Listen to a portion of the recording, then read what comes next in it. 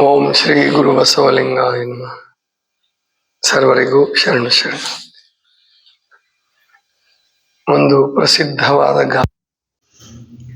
ನಿಮ್ಮೆಲ್ಲರಿಗೂ ಗೊತ್ತಿದೆ, ಊಟ ಬಲ್ಲವನಿಗೆ ರೋಗವಿಲ್ಲ, ಮಾತು ಬಲ್ಲವನಿಗೆ ಜಗಳವಿಲ್ಲ. ಅಂದ್ರೆ ಇವಾಗ ರೋಗ ಜಾಸ್ತಿ ಆಗಿದೆಯಲ್ಲ, ಮೊದಲಿಗಿಂತಲೂ ರೋಗಗಳು ಜಾಸ್ತಿ ಆಗಿದ್ದಾವೆ, ಕೋರ್ಟಲ್ಲಿ ಕೇಸ್ಗಳು ಜಾಸ್ತಿ ಆಗಿದೆ.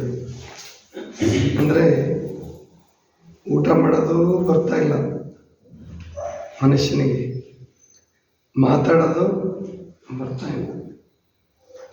ಹಸಿವು ಅನ್ನುವಂತಹದ್ದು ಅದು ಒಂದು ಅಗತ್ಯ ಅನ್ನುವುದನ್ನು ಈ ಶಿಕ್ಷಣ ಅಥವಾ ಮಾಡ್ರನ್ ಮೆಡಿಸಿನ್ ಸಿಸ್ಟಮ್, ಅಂದರೆ ಇಂಗ್ಲಿಷ್ ವೈದ್ಯ ಪದ್ಧತಿ ಹಸಿವನ್ನು ಕೂಡ ಉದ್ಧಾರದ ಮಾರ್ಗ, ಉನ್ನತಿಯ ಮಾರ್ಗ ಅಂತಕ್ಕಂಥದ್ದನ್ನು ಹೇಳಿಕೊಟ್ಟಿಲ್ಲ.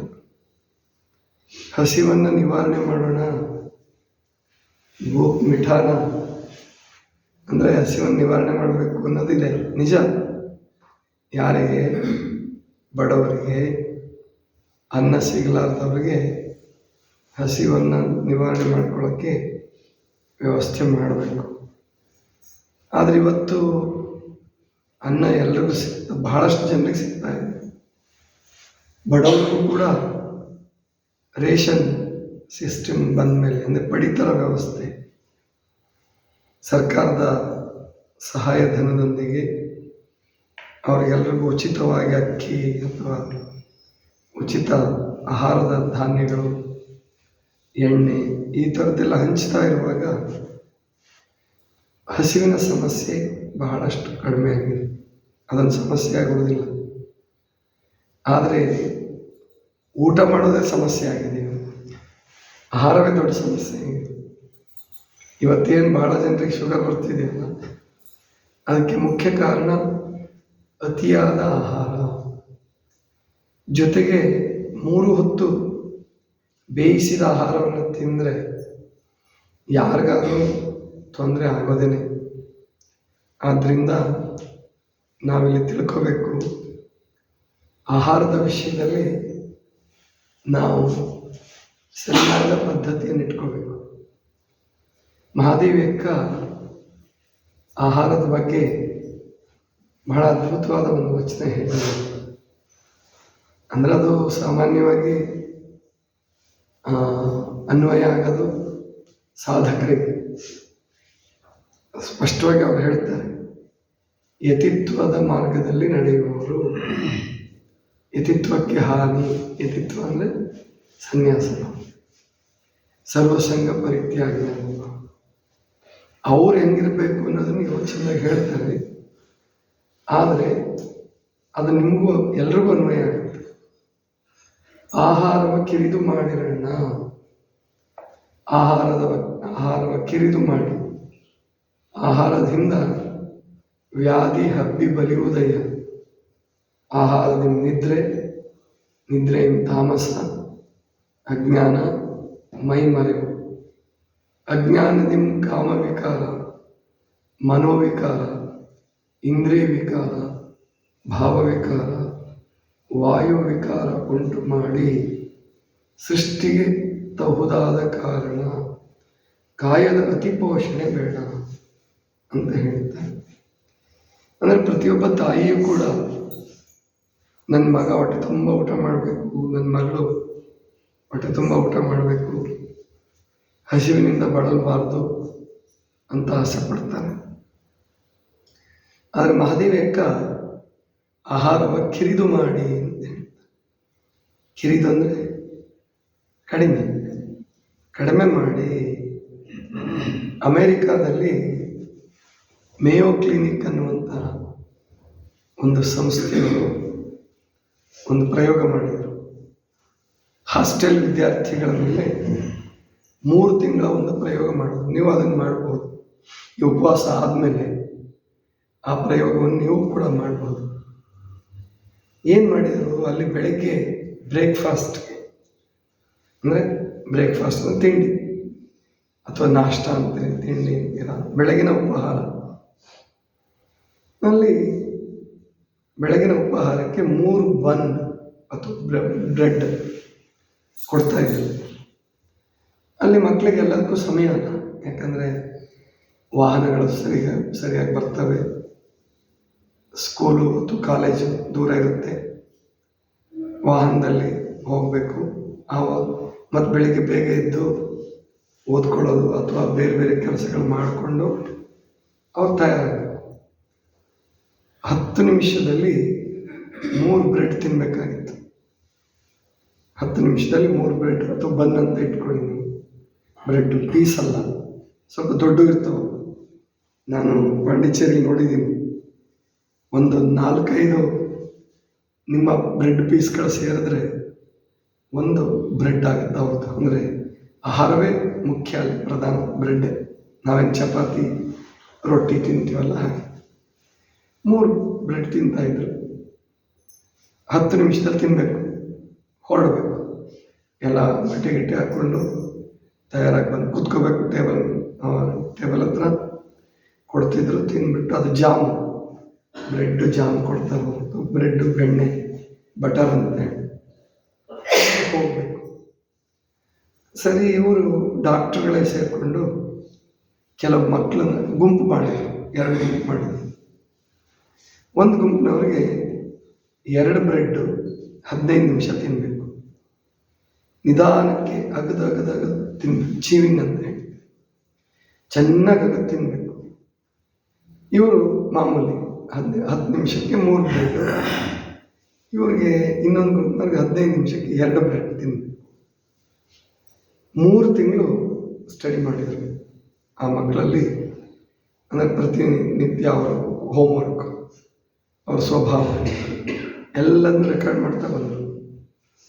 ಕಂಡು ಬಂದಿದ್ದ ಸತ್ಯ ಏನಪ್ಪ ಅಂತಂದರೆ, ಯಾರು 15 ನಿಮಿಷದಲ್ಲಿ 2 ಬ್ರೆಡ್ ತಿಂದಿದ್ರು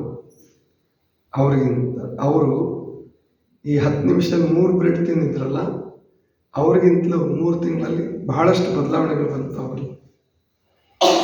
ಮೊದಲನೇ ಬದಲಾವಣೆ ಅಂದರೆ ಅವ್ರ ಜೀರ್ಣಕ್ರಿಯೆ ಚೆನ್ನಾಗಾಯಿತು, ಡೈಜೆಸ್ಟಿವ್ ಸಿಸ್ಟಮ್.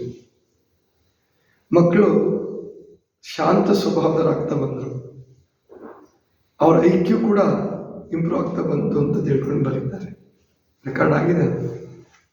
ಅಂದರೆ ಅವಸರವಾಗಿ ಸಿಕ್ಕಾಪಟ್ಟೆ ತಿಂದು ಹೊಟ್ಟೆಯನ್ನು ಒಂದು ಗೊಬ್ಬರದ ಫ್ಯಾಕ್ಟ್ರಿ ಮಾಡೋದಕ್ಕಿಂತ ನಿಧಾನವಾಗಿ ಅಗದು ತಿಂದು ಜೀರ್ಣಿಸ್ಕೊಂಡು ಎಷ್ಟು ಶಕ್ತಿ ಆಗಬೇಕೋ ಹಾಗೆ, ಇನ್ನು ಕೆಲವು ಭಾಗ ಮಲ ಹಾಗೆ ಆಗುತ್ತೆ, ಆಗಲಿ, ತೊಂದರೆ ಇಲ್ಲ.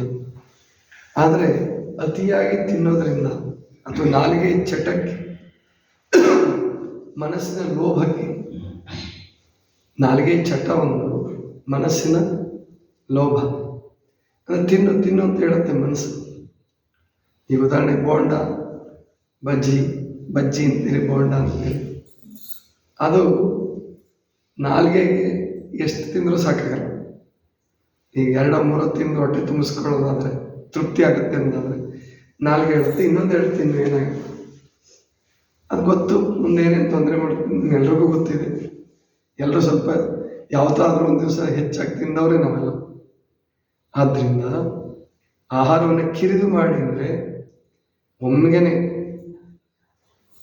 ಈ ಕೆಲವು ತೂಕ ಇಳಿಸ್ಬೇಕು ಅಂತ ಹೇಳ್ಬಿಟ್ಟು ಅನ್ನ ಬಿಟ್ಬಿಡ್ತಾರೆ.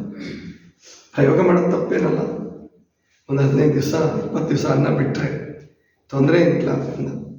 ಆದರೆ ಸಮಸ್ಯೆ ಏನಾಗುತ್ತೆ ಅಂದರೆ, ನಾವು ಅನ್ನವನ್ನೆಲ್ಲ ತಡಿ ಅಂತ ಹೇಳಿ ಒಂದು 4 ರೊಟ್ಟಿ ತಿಂದ್ಬಿಡೋದು.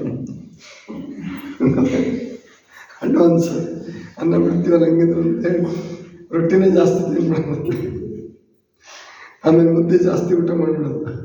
ಅದರಿಂದ ಪ್ರಯೋಜನ ಇಲ್ಲ. ಆ ಮಾಡುವುದನ್ನೇ ಚೆನ್ನಾಗಿ ಅಗದು ಆಮೇಲೆ ಆ ಲಾಲಾರಸ ಮಿಕ್ಸ್ ಆಗಬೇಕು. ಅದರಲ್ಲೂ ಈ ಕಾರ್ಬೋಹೈಡ್ರೇಟ್ ಏನಿದೆಯಲ್ಲ, ಪಿಷ್ಟ, ಹಿಟ್ಟಿನ ಪದಾರ್ಥಗಳು, ಅಕ್ಕಿ, ರಾಗಿ, ಜೋಳ, ಗೋಧಿ, ಇವೆಲ್ಲ ಜೀರ್ಣ ಆಗಬೇಕು. ಸಿರಿಧಾನ್ಯಗಳೆಲ್ಲ ನಿಮ್ಮ ಲಾಲಾರಸ ಎಷ್ಟು ಮಿಕ್ಸ್ ಆಗುತ್ತೋ ಅಷ್ಟು ಚೆನ್ನಾಗಿ ಅವು ಜೀರ್ಣ ಆಗ್ತವೆ. ಆದ್ದರಿಂದ ಪ್ರಯೋಗ ಮಾಡಿ. ರೊಟ್ಟಿ ಅಗಿಯೋರಂತೂ ಅಗಿಲೇಬೇಕು. ಹಾಗಾದ್ರೆ ಮುದ್ದೆ ಉಣ್ಣವ್ರು ಏನು ಮಾಡಬೇಕು ಅಂದರೆ ಸಣ್ಣ ತುತ್ತುಗಳನ್ನು ಮಾಡಬೇಕು. ಗುಕ್ಕು ಅಂತೀರ ನೀವು, ಮುದ್ದೆ ಸೀಮೆಯವರೆಲ್ಲ ಗುಕ್ಕು ಗುಕ್ಕು ಅಂತ ಕರೀತಾರೆ.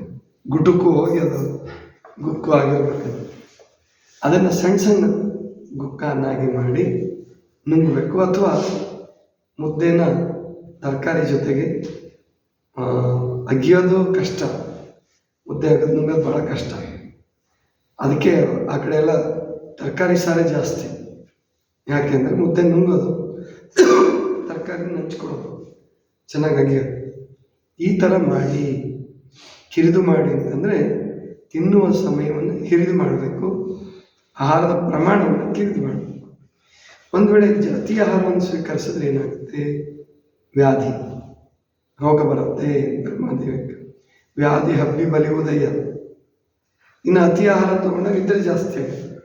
ಆಹಾರದಲ್ಲಿ ನಿದ್ರೆಯಿಂದ ತಾಮಸ ಗುಣ ಅಂದರೆ ಉಲ್ಟಾ ಎಲ್ಲ. ಅಂದರೆ ಯಾವುದನ್ನು ಮಾಡಬೇಕು ಅದನ್ನು ಮಾಡೋಂಗಿಲ್ಲ, ಯಾವುದನ್ನು ಮಾಡಬಾರ್ದು ಅದು ಮಾಡೋದು. ಯಾವಾಗ ಮಲ್ಕೋಬೇಕು ಅದು ಮಲ್ಕೊಳಂಗಿಲ್ಲ, ಯಾವಾಗ ಎಚ್ಚರ ಯಾವಾಗ ಮಲ್ಕೋಬಾರ್ದು ಆವಾಗಲೇ ಮಲ್ಕೊಳ್ಳೋದು. ಬೆಳಗ್ಗೆ ಅತಿಯಾಗಿ ಅಂದರೆ ಸುಸ್ತು, ಆಯಾಸ, ಇದೇ ತಾಮಸ. ಅದರಿಂದ ಅಜ್ಞಾನ. ಅವರು ನೋಡ್ಬೇಕು ನೀವು, ಸೋಮಾರಿಗಳು ಅವರ ಬೇರೆಯವ್ರಿಗೆಲ್ಲರೂ ವಿಮರ್ಶೆ ಮಾಡ್ತಿರ್ತಾರೆ. ಅವ್ರು ಮಲ್ಕೊಂಡೇನೆ ಬೈತಿರ್ತಾರೆ. ಏನು ಬೇಗ ಇದ್ದವ್ರು ಏನು ಉದ್ಧಾರ ಆಗಿಬಿಟ್ಟಿದ್ದಾರೆ, ಏನಾದ್ರೇನು ಮಹಾತ್ಮರಾಗೋಗ್ಬಿಟ್ಟಿದಾರ, ನಾವೇನು ಹಾಳಾಗಿದ್ದೀವಿ, ಹಿಂಗೆ ಕೇಳ್ತಿರ್ತಾರೆ ಅವರು. ಗೊತ್ತಾಯ್ತಾ? ಆದ್ದರಿಂದ ಅಂದರೆ ಇದೇ ಅಜ್ಞಾನ. ಇಲ್ಲದ್ದೇ ಮಾತಾಡೋದು, ಉಪಯೋಗ ಇಲ್ಲದ ಮಾತಾಡೋದು, ಮೈ ಮರೆವು, ಅಜ್ಞಾನದಿಂದ ಕಾಮವಿಕಾರ, ಮನೋವಿಕಾರ, ಇಂದ್ರಿಯ ವಿಕಾರ, ಭಾವವಿಕಾರ, ವಾಯುವಿಕಾರವನ್ನು ಉಂಟು ಮಾಡಿ ಸೃಷ್ಟಿಗೆ ತಹುದಾದ ಕಾರಣ. ಅಂದರೆ ನೀವು ಮತ್ತೆ ಹುಟ್ಟು ಬರಬೇಕಾಗತ್ತೆ. ಆದ್ದರಿಂದ ಕಾಯದ ಅತಿಪೋಷಣೆ ಬೇಡ. ಮಾದೇವಿಯಕ್ಕೆ ಹೇಳೋದು ಅತಿಪೋಷಣೆ ಮೃತ್ಯು ಎಂಬುದಾಗಿ. ಆದ್ದರಿಂದ ಅತಿಪೋಷಣೆ ಬೇಡ. ಶ್ರಮಕ್ಕೆ ತಕ್ಕ ಹಾಗೆ ತಿನ್ನಿ. ಆಮೇಲೆ ಯಾವ್ಯಾವ ಕೆಲಸ ಮಾಡೋರು ಯಾವ್ಯಾವ ಪದಾರ್ಥವನ್ನು ಹೆಚ್ಚು ಉಪಯೋಗಿಸ್ಬೇಕು ಅದನ್ನು ನಾಳೆ ಹೇಳ್ತೀನಿ. ಅಂದರೆ ಏನು ಮಾಡ್ತೀವಿ ನಾವು, ಎಲ್ಲರೂ ಒಂದೇ ಥರ ಆಹಾರ ತಿಂದ್ಬಿಡ್ತೀವಿ. ಮಾಸ್ತರ್ಗಳು, ವಕೀಲರು, ಮಂತ್ರಿಗಳು, ಶ್ರೀಮಂತರುಗಳು ಅವರು ನಿಮ್ಮಂಗೆ ಉಪ್ಪಿಟ್ಟು, ರೊಟ್ಟಿ, ಚಪಾತಿ ಚೆನ್ನಾಗಿ ತಿಂದ್ಬಿಟ್ರೆ ಅವ್ರಿಗೆ ಕೆಲಸ ಮಾಡೋಕ್ಕಾಗಲ್ಲ. ಅದಕ್ಕೆ ಯಾರ್ಯಾರು ಯಾವ್ಯಾವ ಥರ ಆಹಾರವನ್ನು ತಿನ್ನಬೇಕು ಅದನ್ನು ನಾಳೆ ಬೆಳಗ್ಗೆ ನೋಡೋಣ. ಸರ್ವರಿಗೂ ಶರಣ.